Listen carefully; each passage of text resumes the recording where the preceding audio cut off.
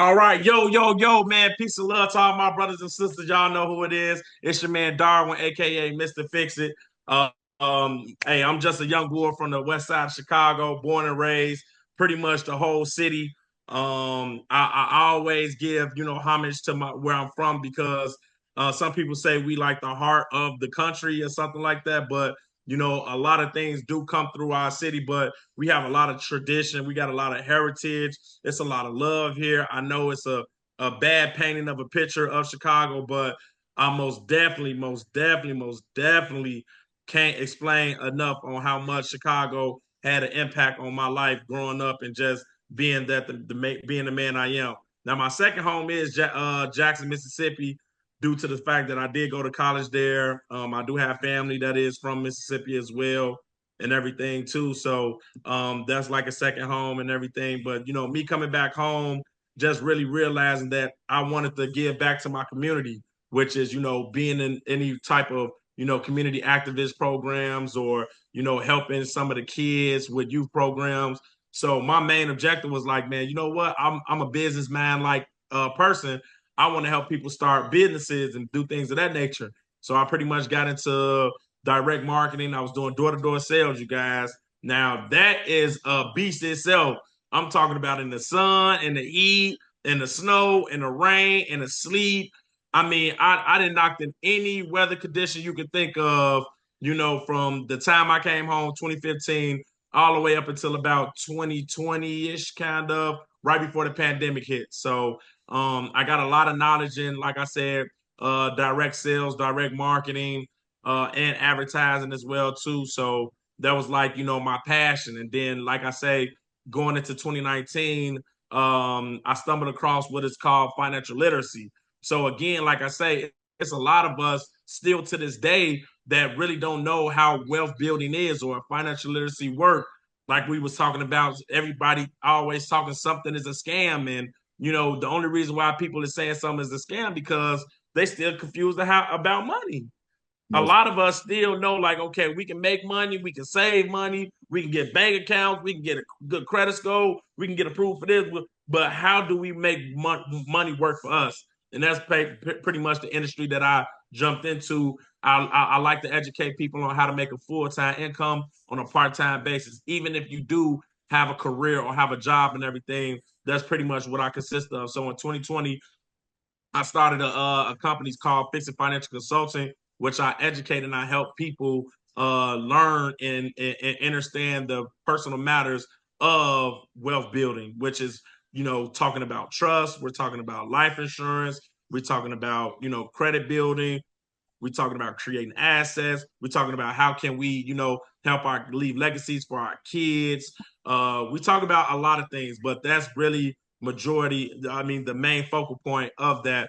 But I do have other LLCs and corporations on the side. Like I said, creating assets because when you realize what a liability is, sometimes before we were liabilities, growing up, not really knowing what was going on until we figured out, like, okay, how do I become an asset? That's our mental, even it can be physical, if we can help someone, move or do something, like those are assets. So I always wanted to build myself to be an asset to anybody or just for myself as well too, no matter what. And then now it's 2024, here I am right here on this webinar, with the mob, with my brother Delano, with everybody that's pretty much that's involved in everything. So that's pretty much just a brief introduction of myself. man, that was a so you kind of already answered my first question, which is what inspired you to take that leap into entrepreneurship. But how did you know it was the right path for you? That was the second part to that question. We all know how you got into it, but how did you know it was the right path for you? So I knew it was the right path for me when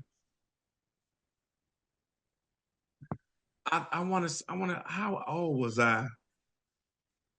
Okay, so I knew it was the right path for me when I think I was in the seventh grade, seventh or eighth grade. I started learning how to play drums. Now, mind you, I know how to play saxophone.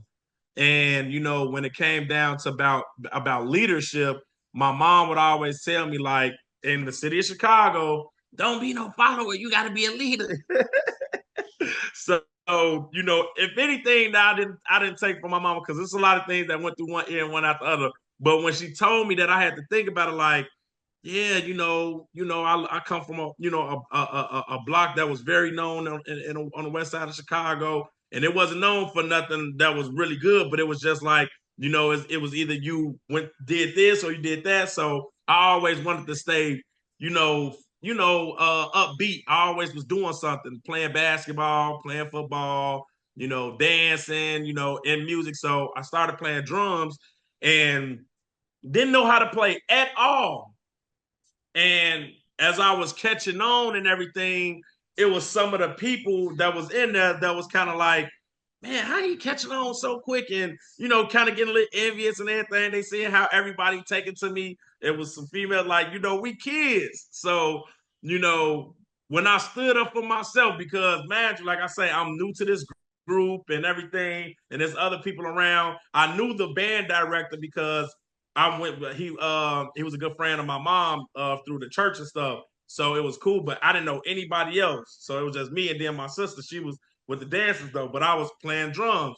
So when they figured out that, like, I had a sense of, like, I wouldn't say power, but I had an energy that was like, man, I wanted to be around that. They started gravitating to me because I stood my ground. Because one of the guys was like, "No, you ain't playing that. You gonna do this." And I'm like, I'm looking at him like, this the drum that y'all teaching me on. Why y'all trying to take me off this drum and put me everywhere? But anywhere they put me, I was still catching on. So when I figured out, like, okay, I can catch on real quick. Like, I'm a visual person. So if you show me something and I catch on, it's a wrap. I'm a master it. Just let me keep practicing. Let me the repetition. So that's what kind of fueled me to really, like, I knew that I was going to be, what I'm saying, good to be in some type of leadership or some type of field of that. And here we are. That's what, it gravitated to.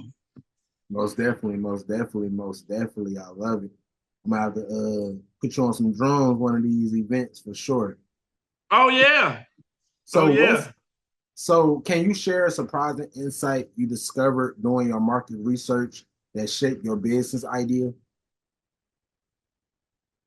Something that shaped my business ideas. Yeah, yeah. Can you share a What is something? surprising insight you discovered during your market research that shaped your business idea? What was surprising? Um, what was surprising was me, like, soon as I started showing, like, not even just results from, ooh, excuse me, like, from other people, I figured out over time that, people watch, ooh, excuse me, people watch you. So if you not really kind of like, posting something like with your lifestyle or something that you doing, they're gonna be like, well, is he just a regular company, or is he somebody that actually, preach what he talking, or, like, what is he doing in real life? So when I start, actually, like, going into more of, like you were saying, doing more other webinars, or, going to networking events, posting more lifestyle things that I was doing in the community and everything, I was getting a lot of attention, being, that was going on. And a lot of people was asking, like, man, like, what is it that you really do?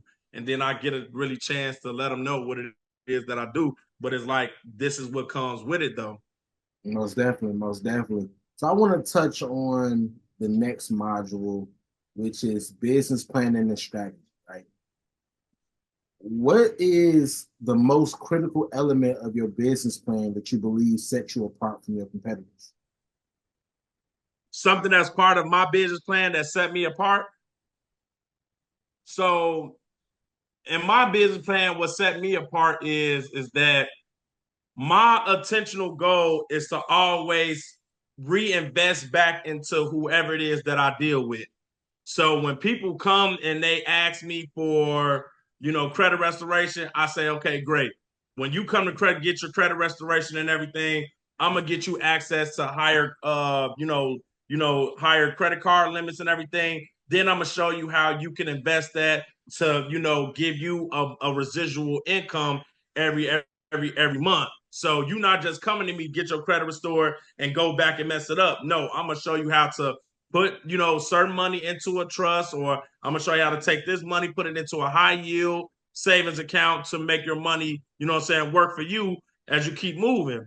Even so, when it comes down to the business side, if you come to me and get help and you need help with business development, not only am I help you build your business, scale it, get it where it needs to go, but I'm gonna also invest back into you and say, hey, listen, if I help you get funding and get you access to this and everything, hey, can I please invest into your company for an equity stake or for some type of business partnership that we could do, so where I can still build that relationship with you and don't just be a person that you met that helped you get where you are, and then now we just we skate away. No, I want to be able to be a part of the journey, and like I say, we continue to conduct business, because the more we do that, the more we keep the dollar, like you say, economy, economics, the more we keep all of that inside of our close knit peers and stuff, and then looks up, now we got 7, 8 more millionaires that's added on to the list, instead of just one person just over there just doing it by themselves, and they like, well, I don't know who to work with or what to do with, but hey, Mr. Fix It, he has a system where we can all help each other out, being on each other corporations as employees, getting a W-2 or getting a 1099. Now we writing that off and everything, but it's all collective. We wouldn't know that if we didn't, partner up and do that. So that's what I think that really, really set me aside, because a lot of people really just try to help that person and then move on to the next one. My whole thing is, while I'm working with them, I'm grooming them to understand this is what we're gonna do, so you can show the next person too. And that's my main thing. I try, I do my best to duplicate myself within that next person, so they know how to talk about credit moving forward. And then they like, man, yeah, no, y'all got to get with Mr. Fixer. Y'all got to get with us. We got this group going together, and we doing this. So Yeah. So I know, you're the man when it comes to financial literacy and budgeting, right? That's what you specialize in. Like you said, that's what, you really help, build that side and build those great habits with other businesses. How do you approach budgeting for your business, and what strategies do you use to ensure financial stability? So the things that I do my best to approach at my business with budgeting is not to be afraid of, if I do go in the red. Sometimes, a lot of the time, we getting the money is coming in so quick, and then sometimes it's going out quicker. But if we hit one of those red moments, we like, well, man, I ain't got enough to pay for that, or I ain't got, So I do my best to say, you know what, okay, if I'm gonna record everything, like if I'm gonna write everything out, I'm also gonna do something once a week that can potentially help me with whatever it is I might be behind on. So don't be afraid to throw out a discount. Don't be afraid to do a promo. Don't be afraid to, go out in the field and hand out y'all flyers and say, hey, listen, you know what? I'm giving you this flyer. Hey, anybody with less than a 750 credit score? Well, shoot me. Hey, listen, I'm giving you this flyer. I have my own company. I can help you get, restore your score and everything. And this can be, this is a discount, towards your credit restoration. Oh, really? Yeah, man. Listen, all you got to do is just text me, take a picture of the, take a picture of the flyer, and So Most those are definitely. some of the things that I've been going back to from my door knocking days. Is just everything is working territory. Don't be afraid to, break the ice with someone if you see them. If I lock eyes with you, oh, I got you. I don't care if you a guy or a female. Like, I'm gonna start the conversation, man. What's going on? Peace of love. You gotta start mirroring your people, because if you come off just so edgy or you come off too salesy and everything, they gonna already know what it is. But If you just come out genuine, you know your people, this how it is and everything. You just want to let them know what it is that you provide, what you got. If it's somewhere of a necessity, like what I do, then because some people's like, I get a lot of, oh man, I was just thinking about, I just looked at my credit the other day. I get females like, I was just talking to my girl about I need to get my credit. Like I get a lot of life situations, and people just come to me and talk to me, and that's how it be. But as far as like that budgeting, you just got to be not afraid to see something in the red and know how to handle it, and what I'm saying, move forward, and also plan ahead. Like for instance, if you know a season is coming up, budget out on how much, how many discounts you may do, or if you may go up on the price to take care of something that you may miss last month. You have to do that, even if it's digitally or if you write it down. You got to make sure that you're looking at those things, you know what I'm saying, every day, every week, however you do it. But I like to do mine at the end of every week. So on Sundays, on my rest day, well, not rest day because I be having my daughter, but at the end of the day, while I'm winding down, I pull out everything. I pull out my laptop. I put my planner right here. I put my little pad right here, and I just look at everything that I did for the week or I didn't do, and I put it on the next week to do. And you know what I'm saying? So yeah. Sure. So I want to move on to really touch on module 5, which is marketing and branding, right? And you spoke on, a couple things as far as, how you used to really just market and how you still, really connect with your target audience. What unconventional marketing strategy has worked best for your brand? How did you come up with it? Which type of marketing strategy you said? So what unconventional marketing strategy has worked Okay. best for your brand? Okay. So conventional, I'll say Unconventional. what really, Unconventional. So no huh? passing out flyers, none of that what everybody else do. What unconventional marketing strategy? Oh, you said unconventional. Mm-hmm. Unconventional. I'll say, okay. Is this unconventional? I will have other people pretty much like, pretty much market my company. Basically, like, I will ask maybe about, 3 to 5 people every day and say, hey, can you make a post or can you tell somebody about my business? And if you send me 3 to 5 people and everything, I can, discount yours or I can, help the other people as well when it comes down to that, getting them started and everything. Well, that's affiliate marketing. So, but that's still good. Like that's still, I mean, that's we going crazy with our affiliate program. So, I think Okay.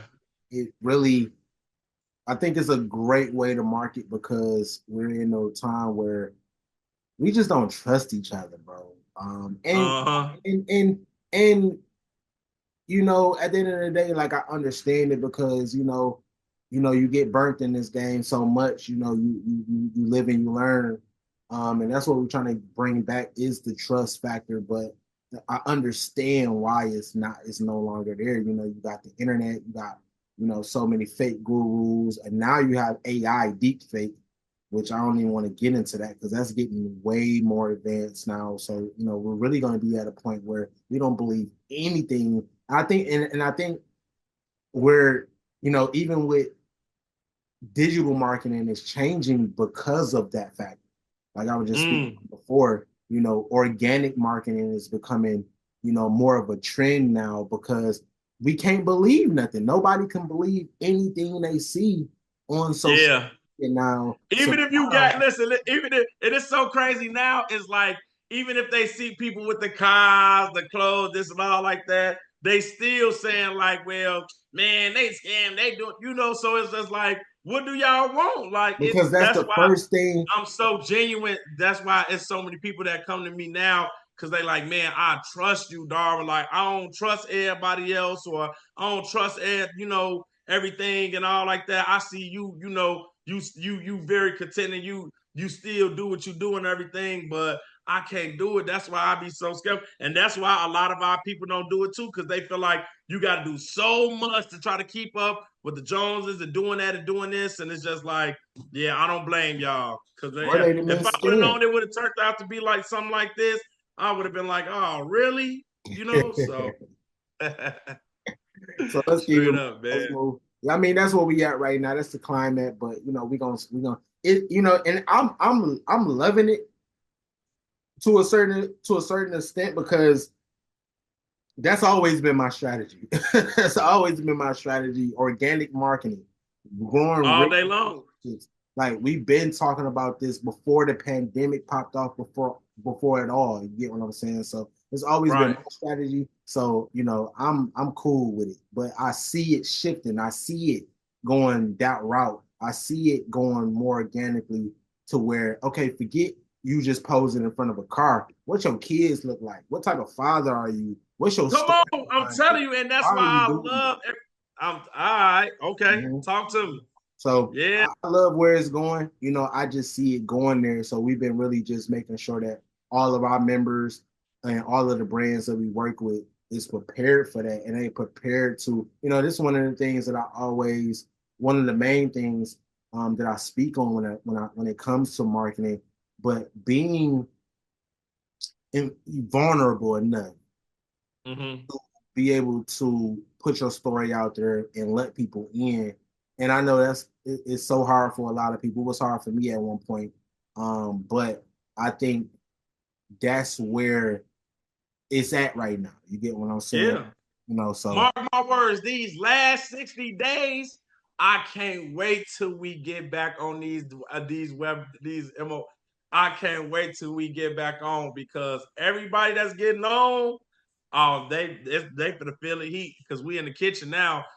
We in hibernation. As the we bears, right? We go into hibernation sometime. So we going straight into hibernation boot camp these last 60 days. So I'm glad, for Sister Payne hopping on. Chrissy, she always does. So we are, we know always, how it's done. So, but for real, like straight up, these next 60 days, oh, I can't wait.